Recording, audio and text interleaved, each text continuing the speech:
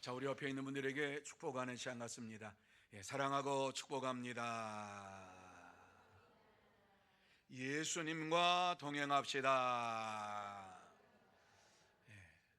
지난 3일 동안도 주님과 함께 동행하다가 이 시간 이 저녁에 하나님 앞에 나와서 예배를 드리는 여러분 모두에게 하나님께서 큰 은혜와 축복으로 채워 주실 줄로 믿습니다. 또 하나님께서 이 시간 여러분에게 역사하여 주시어서 영혼이 잘된 같이 범사가 잘되고 날마다 강건의 축복으로 채워 주실 줄로 믿습니다. 건강하시기를 바랍니다. 또 오래 사시기 바랍니다. 그리고 병들지도 마시기 바랍니다. 죽지도 마시기 바랍니다. 이것은 우리 마음대로 할 수 없지만 여러분들 다 그렇게 되었으면 좋겠습니다. 하나님께서 오늘도 이 자리에 함께 하신 줄로 믿습니다.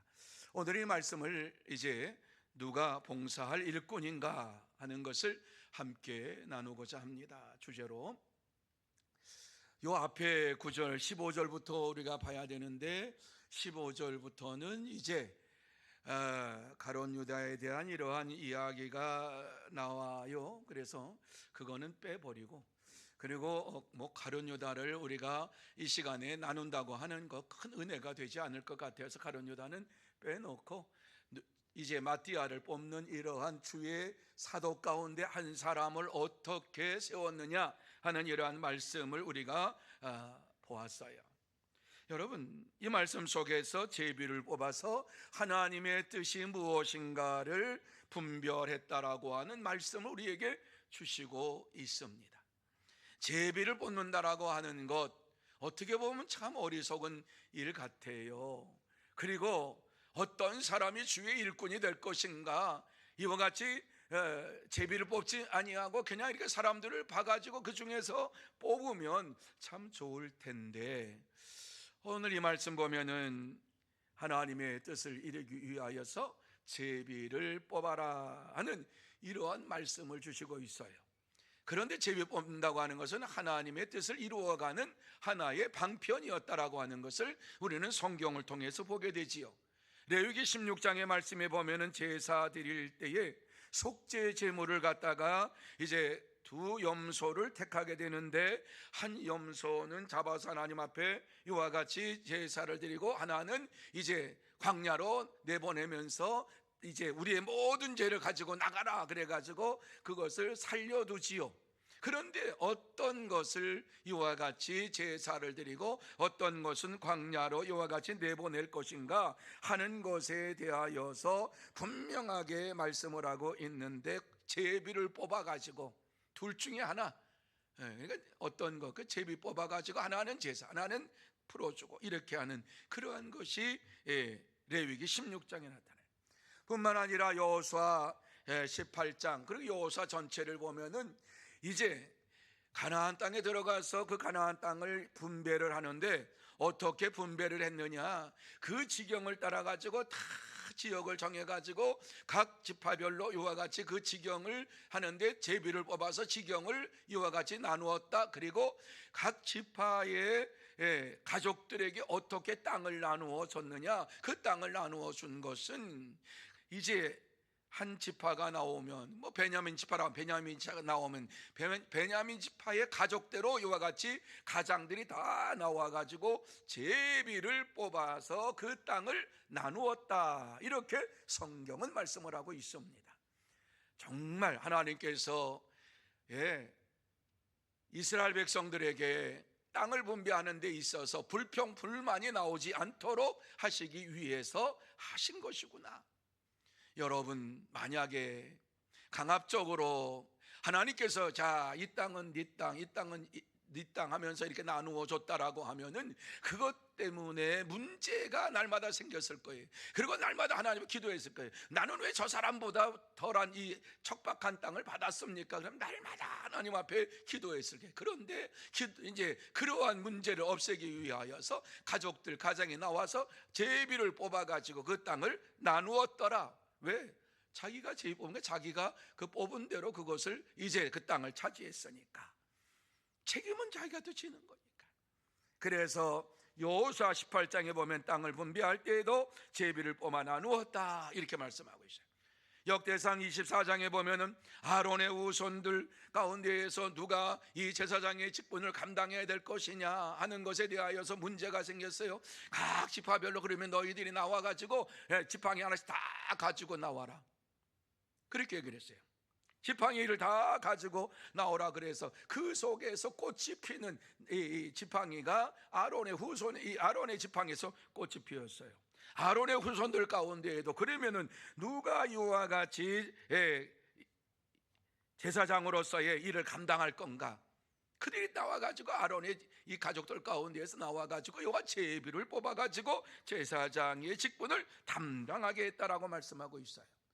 그래서 성경은 이러한 모든 것들을 잠언 16장 33절 말씀에 보면은 제비는 사람이 뽑으나 모든 일을 작정하시기는 여호와께 있느니라 이렇게 말씀을 했어요. 실제적으로 이렇게 우리는 제비를 뽑아서 이와 같이 일꾼을 세워요. 우리는 조금 이제 성도들이 많이 있기 때문에 조금 다른 방법을 씁니다만은 조금 규모가 작은 이러한 교회에서 일꾼을 뽑을 때에 장로를 뽑거나 안수집사를 뽑을 때에 뭐 우리는 이제 뭐 2배수냐 3배수냐 이렇게 하는데 그것 다 하지 아니하고 그냥 작은 교회는 그 교회에서 이제 장로 투표를 합니다. 그러면은 장로 투표 모든 집사님들이 다 대상입니다. 그래서 이제 제비를 뽑는단 말이에요. 그런데 제가 부목사로 섬겼던 어느 교회의 일이에요. 그 교회에 이제 장로를 뽑는 일이 있었어요. 이제 장로 피택을 하는데 신앙생활을 얼마 하지 않은 권사님 남편이셨어요. 집사님이셨어요. 안수집사는 아니고 집사님이셨어요. 그런데 예수를 믿은 지 한 3년 4년 권사님은 오래 신앙생활 했는데 이 권사님의 남편은 술고래예요. 술고래. 그래가지고 술을 내가 안 마시면 나 교회 안 간다. 그래가지고 권사님을 따라서 나오질 않고 신앙생활 안 했어요. 그런데 이제 병이 걸려가지고 병에서 나음받고 내가 술 다 끊고 이제 예수만 믿기 시작합니다. 그러면서 쌀 도매하시던 분이었어요. 이러한 분이 그냥 예수를 믿기 한 3년 동안 얼마 죽자 살자 예수를 믿는데 교회 헌신은 뭐 교회에 잦은 일 다 하면서 그렇게 했어요. 그런데 장로를 피택하자고 이렇게 했는데 안수집사님들도 많았어요. 그런데 안수집사님들 많았는데 세 사람을 뽑는데 그 세 사람 뽑는 가운데에 생각지도 않았던 그냥 뭐 여러분이 기도하시고 뽑읍시다. 그래서 기도하고 뽑았는데 누가 제일 표가 많이 나왔느냐? 서리 집사인 이 집사님이 표가 제일 많이 나왔어요. 뭐 3분의 2 이상 뭐 확 나와버렸어요. 생각지도 못했던 사람들이 도대체 뭐야 권사님 남편이기 때문에 그런 거야? 아니에요. 헌신하고 봉사네. 이제 내가 예수 믿습니다. 술 다 끊고 이제 쌀 도매상을 하시면서 하나님 앞에 영광을 돌리는데 뭐 이전에 못했던 건 다 합니다. 그러면서 헌신 봉사하는 그 모습을 사람들이 다 보았어요. 성도들이 저 사람이면 우리 교회 장로님으로 피택받아도 된다. 그래가지고요 정말 우스운 일이 벌어진 거예요. 많은 안수 집사님들은 떨어지고 이 서리 집사님 한 분 그리고 안수 집사님 한 분, 두 분 됐어요. 3분의 2 표 얻는 게 그렇게 쉽지가 않아요.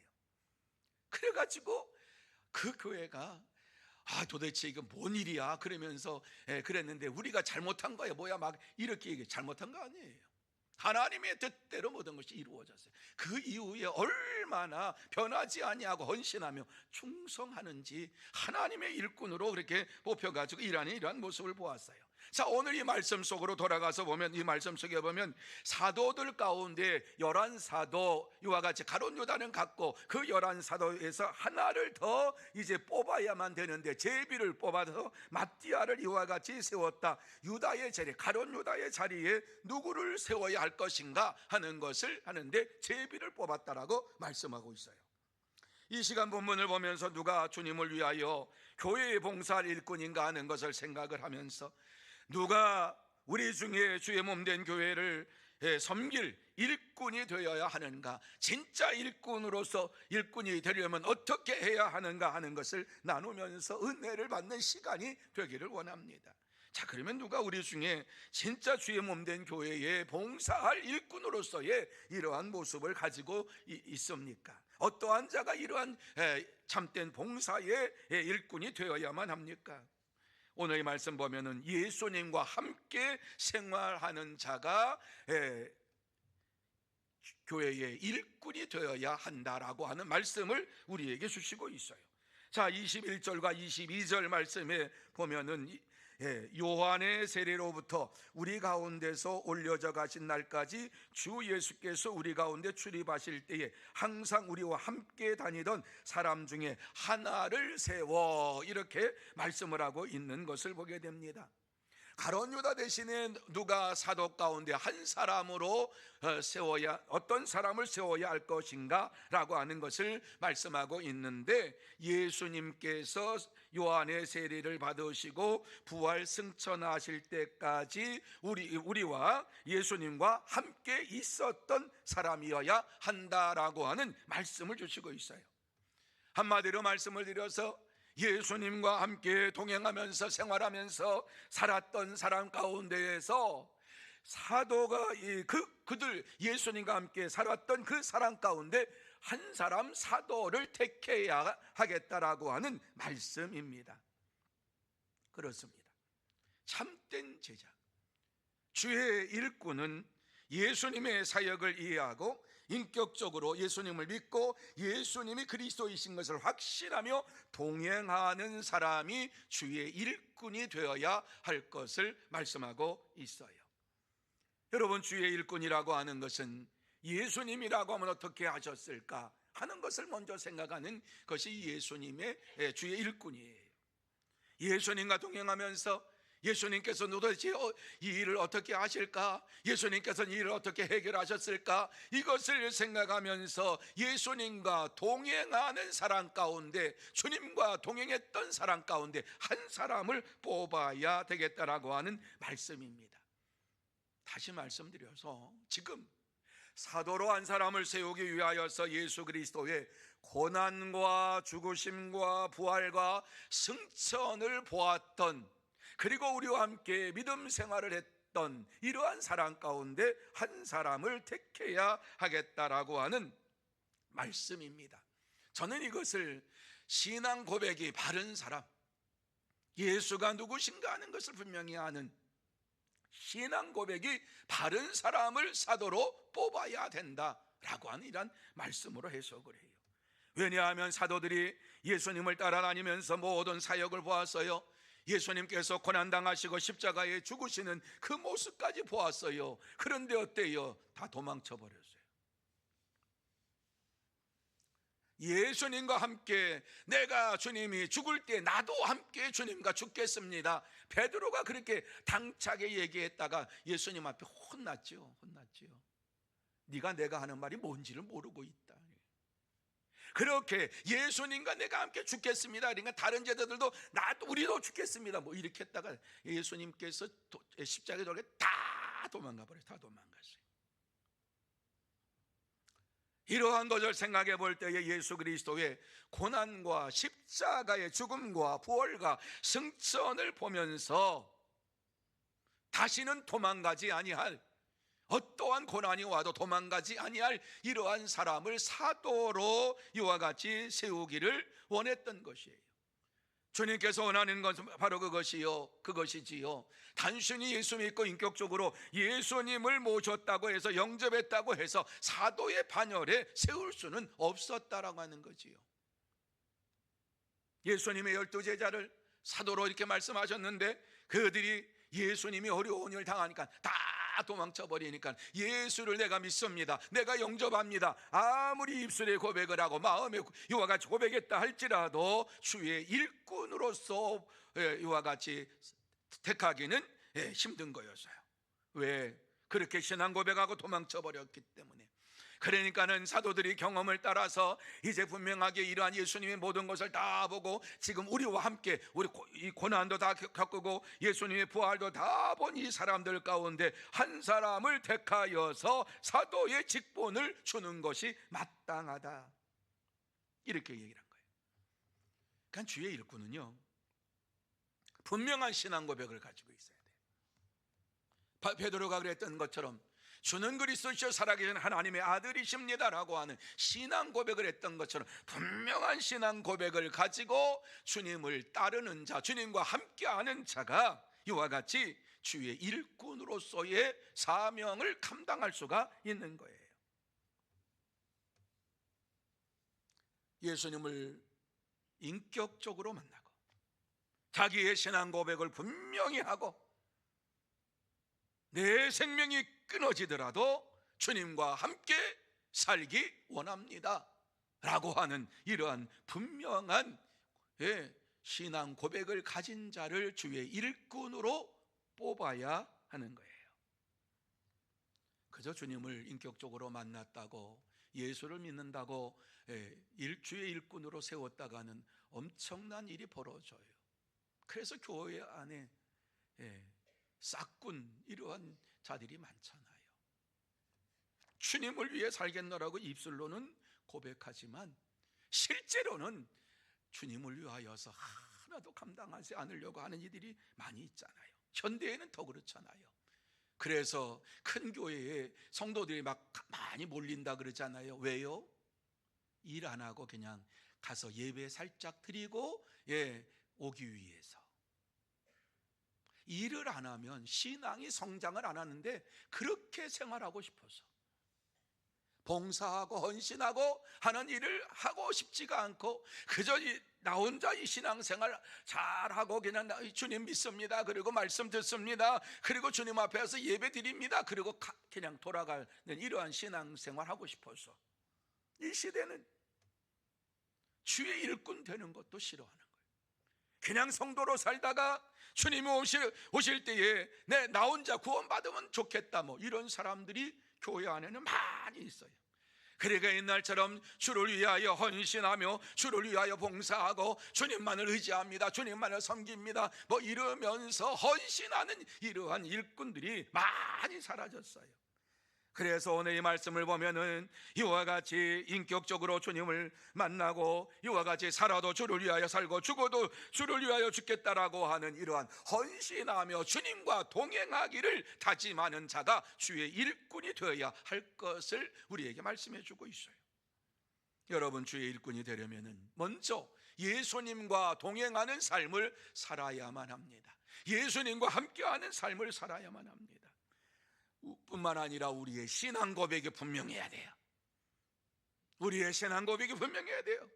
주는 그리스도시요 살아계신 하나님의 아들입니다. 내가 주를 위하여, 주께서 나를 위하여 십자가에 달려서 죽으신 것처럼 나도 주를 위하여 죽겠습니다라고 하는 신앙 고백을 가진 자들이 주의 일꾼이 되어야 하는 것이에요. 그러므로 저와 여러분 모두 다 예수님의 구속의 은혜를 생각하면서 예수님과 함께 생활하고 예수님의 말씀을 따라 순종하면서 예수님의 고난과 죽음과 부활을 전하는 데 힘쓰는 참된 주의 일꾼들이 다 되시기를 예수님의 이름으로 축원합니다. 두 번째로, 우리와 항상 함께 있어야 된다. 22절 하반절에 나온 말씀이에요. 항상 우리와 함께 다니던 사람 중에 하나를 세워라고 말씀을 하고 있어요. 무슨 말씀입니까?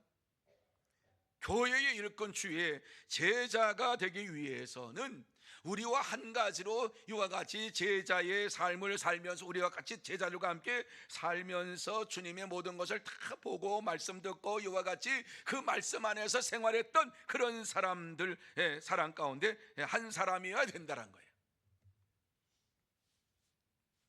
교회 안에서, 그러니까 주의 일꾼은 또 좀 더 적용을 해보면 교회 안에서 성도들과 함께 신앙생활을 하는 사람들 가운데에서 뽑아야 된다는 거예요.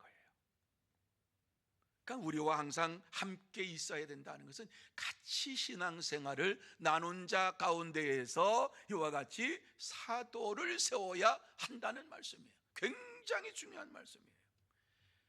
예수님과 동행할 뿐만 아니라 교회 안에서도 이와 같이 함께 신앙생활하면서 그 신앙생활을 보면서 저 사람은 일꾼으로서 괜찮아, 인정으로 하는 것이 아니라 정말 주의 뜻을 이루어가고 하나님의 나라를 이루어가고 하나님의 역사를 이루어갈 이러한 자들을 일꾼으로 세워야 할 것을 우리에게 말씀을 해주고 있습니다.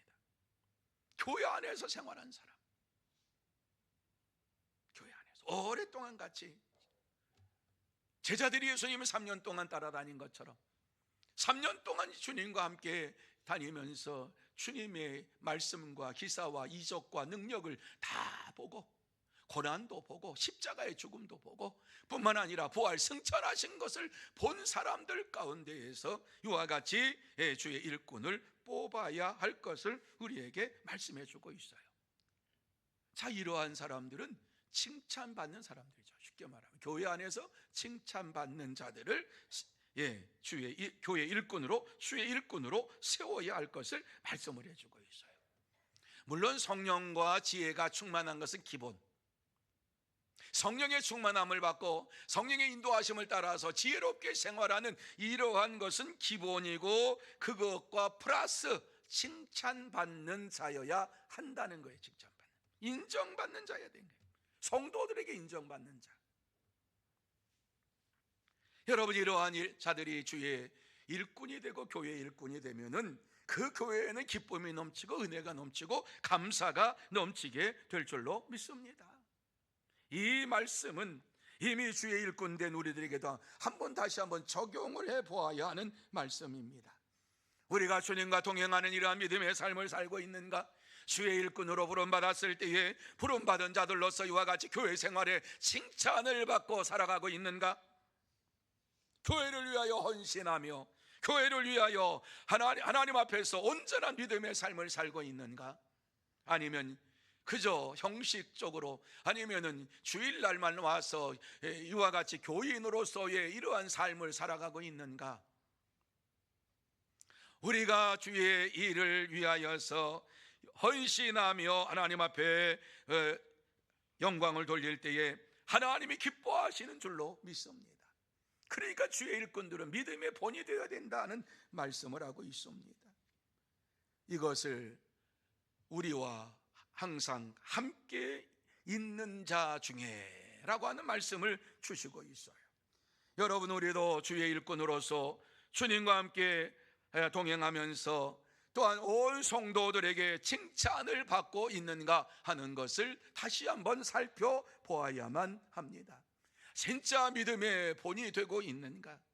성도로서, 일꾼으로서 이와 같이 하나님께서 불러주셨는데 하나님께서 부르심에 합당한 믿음의 삶을 살고 있는가 하는 것을 살펴야 되지요.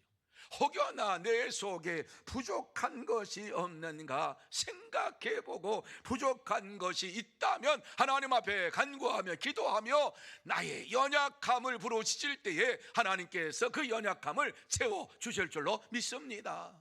그래서 우리에게 성령의 충만함을 날마다 받으라고 말씀하고 있어요.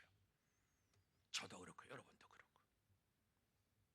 참된 주의 일꾼은 온 성도들과 함께 생활하면서 성령 충만함을 받고 날마다 칭찬받는 이러한 삶을 살아갑니다.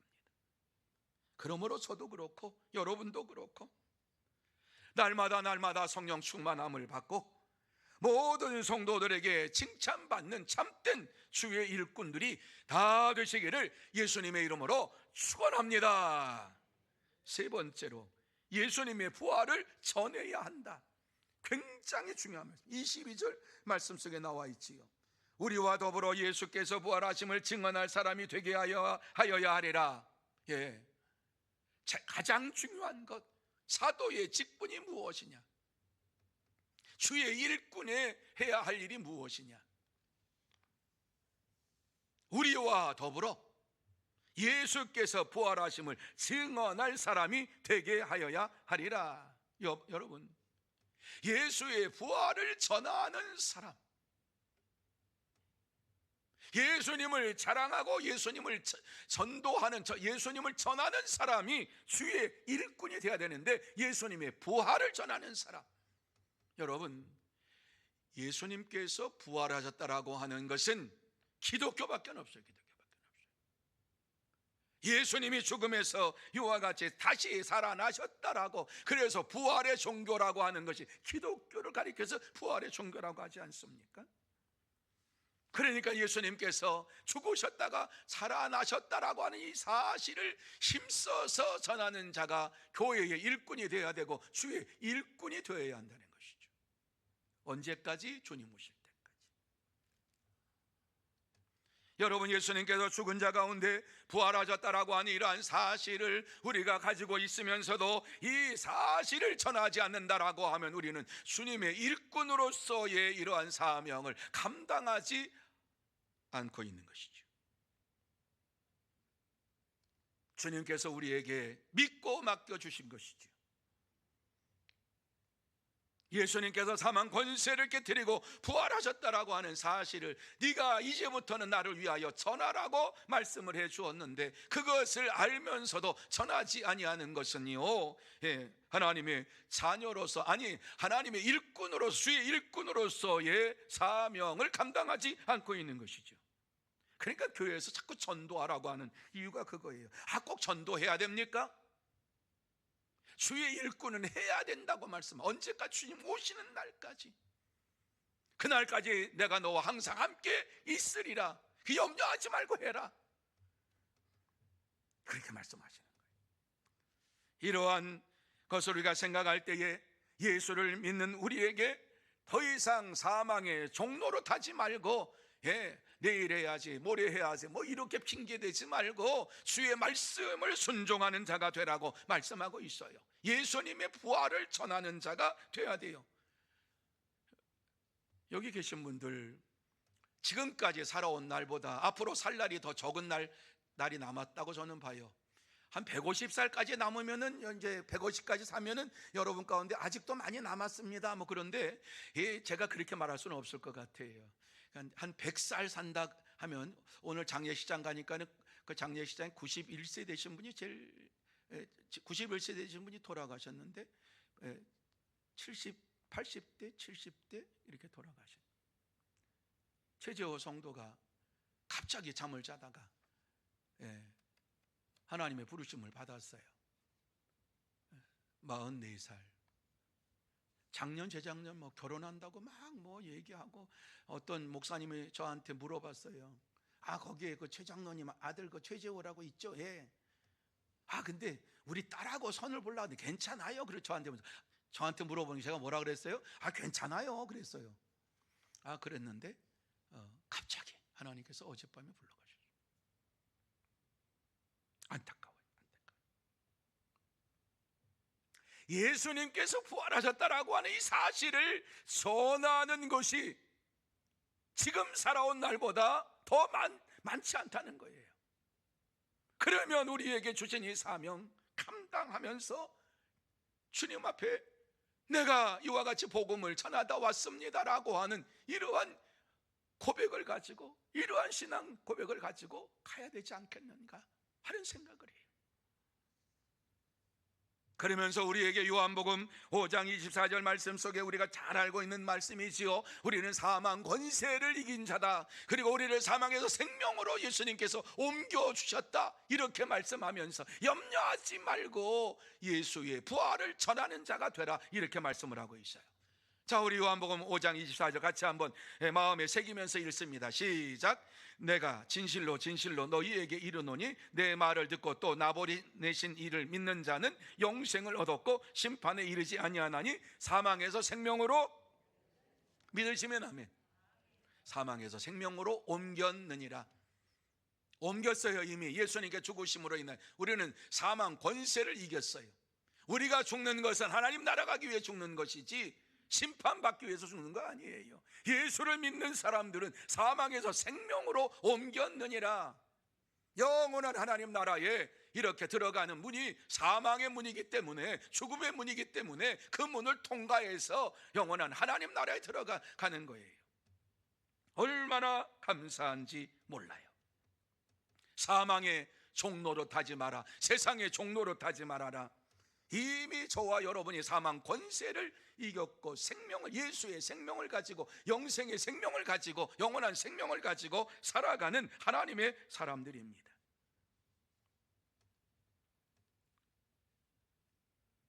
이러한 우리들에게 누구든지 예수를 믿기만 하면 죽어도 다시 살고 살아서 나를 믿는 자는 영원히 죽지 아니하리니, 이렇게 말씀하면서 예수의 부활을 전하며 사는 자들에게 영생의 축복이 있음을 요한복음 11장 25절과 26절에 말씀을 해주고 있습니다. 이러한 놀라운 은혜의 말씀, 축복의 말씀을 나 혼자 마음속에 담아두고 살다가 주님 뭐라고 하시면 그냥 가면 주님께서 뭐라고 하실까 하는 생각을 해봅니다. 저와 여러분에게 주신 이 놀라운 축복의 말씀, 복음의 비밀, 세상 사람들이 모르는 이러한 것을 주시면서 우리에게 예수의 부활을 전하는 자가 되라고 말씀을 해주고 있습니다. 그래서 바울 사도는 노년의 감옥에 갇혀서도 예수 그리스도를 전하는 일에 힘썼던 것을 보게 됩니다. 복음을 위하여 애썼던 것을 보게 됩니다. 그래서 에베소서 3장 7절 말씀에 보면 이렇게 말씀하죠. 같이 읽습니다. 시작. 이 복음을 위하여 그의 능력이 역사하시는 대로 내게 주신 하나님의 은혜의 선물을 따라 내가 뭐가 되었다고요? 일꾼이 되었노라. 이 복음을 위하여, 예수의 복음을 위하여, 예수의 부활을 전하라고 하는 이 말씀을 전하는 일꾼이 되었다, 이렇게 말씀을 하고 있어요. 그런데 감사한 것, 내게 주신 하나님의 은혜의 선물을 따라 그랬어요. 내가 힘쓰고 애써서 이와 같이 구원받은 것 아니고 일꾼 된 것도 아니고 주님께서 은혜를 베풀어 주셔서 나를 세워주셨다, 이렇게 말씀을 하고 있어요. 뿐만 아니라 골로새서 1장 23절 말씀에 이렇게 말씀하지요. 같이 읽습니다. 시작. 이 복음은 천하 만민에게 전파된 바요 나 바울은 이 복음의 일꾼이 되었노라. 에베소 교회 성도들에게 편지를 보내면서도 내가 일꾼이 되었노라 말씀하고, 골로새 교회 성도들에게 편지를 쓰면서도 나 바울은 이 복음의 일꾼이 되었노라. 그는 죽을 때까지 예수 그리스도를 전하다가 이와 같이 주님 앞에 갔어요. 뿐만 아니라 빌립보서 1장 20절과 21절에도 이렇게 그는 고백하지요. 우리 같이 한번 읽습니다. 시작. 나의 간절한 기대와 소망을 따라 아무 일에든지 부끄러워하지 아니하고 지금도 전과 같이 온전히 담대하여 살든지 죽든지 내 몸에서 그리스도가 존귀하게 되게 하려 하나니, 이는 내게 사는 것이 그리스도니 죽는 것도 유익함이라. 바울 사도는 빌립보 교회 성도들에게 편지를 보내면서 내가 이와 같이 담대하게 이 복음을 전하는 것, 예수 그리스도를 전하는 것, 그것이 바로 나에게 가장 중요한 것이고, 또 내가 사는 것이 그리스도니 죽는 것도 유익함이니라. 그러면서 하나님께서, 주님께서 나를 이와 같이 복음을 전하는 일꾼으로 세워주셨다, 이렇게 말씀하고 있는 거예요. 여러분, 우리는 주의 일꾼으로서 예수님의 부활을 날마다 전하면서 믿음으로 살아야 합니다. 다시 말씀드려서 주의 일꾼으로 부르심을 받은 자는 예수 그리스도의 부활을 전하면서 부끄러움이 없는 믿음의 삶을 살아야 합니다. 그렇습니다. 참된 주의 일꾼은 부활하신 예수 그리스도를 믿고 죽어도 다시 살고 영생의 축복을 받았음을 담대하게 전하면서 믿음으로 살아갑니다. 그러므로 저와 여러분 모두 다 부활하신 예수 그리스도를 믿고 죽어도 다시 살고 영생의 축복을 받았음을 부끄러움 없이 담대하게 전하며 살아가는 주의 참된 일꾼들이 다 되시기를 예수님의 이름으로 축원합니다. 이제 말씀을 마무리합니다. 이 시간 하나님께서 우리에게 무엇을 말씀하고 있습니까? 주의 일꾼으로서 하나님 앞에 헌신하며 복음을 전하는 주의 일꾼이 되라. 주님과 교회를 위하여서 주의 복음을 전하는 참된 주의 일꾼이 되라. 이렇게 우리에게 말씀을 해주고 있습니다. 그러기 위하여서 날마다 주님과 동행하는 믿음의 삶을 살아야 되고, 날마다 몸된 교회를 위하여 헌신해야 되고, 예수님께서 부활하신 것을 분명하게 전하는 삶을 살아야만 할 줄로 믿습니다. 사랑하는 성도 여러분, 우리는 진정한 교회의 일꾼으로서, 주의 일꾼으로서 살려면 날마다 예수님과 동행하며 예수님과 함께하는 믿음의 삶을 살고, 또한 날마다 최선을 다하여 복음을 전하면서, 봉사하며 복음을 전하면서 하나님을 기쁘시게 하는 믿음의 삶을 살아야 할 줄로 믿습니다. 주의 일꾼으로서 우리는 어떻게 살고 있는가, 다시 한번 이 시간 생각하는 시간이 되기를 원합니다. 아주 기본적이고 원초적이고 아주 기본 원리적인 이러한 말씀, 주의 일꾼은 어떠한 사람이 되어야 할 것인가를 다시 한번 생각하면서, 나는 부족함이 없는가? 내게 이와 같이 하나님께서 말씀하신 것 따라서 이와 같이 나의 부족함이 없는가 하는 것을 돌아보면서 날마다 예수의 복음을, 이 부활을 전하고 있는지, 항상 하나님과 함께, 주님과 함께 살고 있는지, 뿐만 아니라 온 성도들과 함께 살면서 믿음의 길을 걸어가고 있는지 다시 한번 돌아보면서 주의 일꾼으로서 온전한 삶을 살기 원합니다. 다시 한번 결단하고 결심하면서 하나님을 기쁘시게 하는 참된 주의 일꾼들이 다 되시기를 예수님의 이름으로 축원합니다. 기도하시겠습니다. 하나님 아버지, 하나님께서 저희들을 택하여 주시고 일꾼 삼아 주시고 복음을 전하라고 말씀을 하시며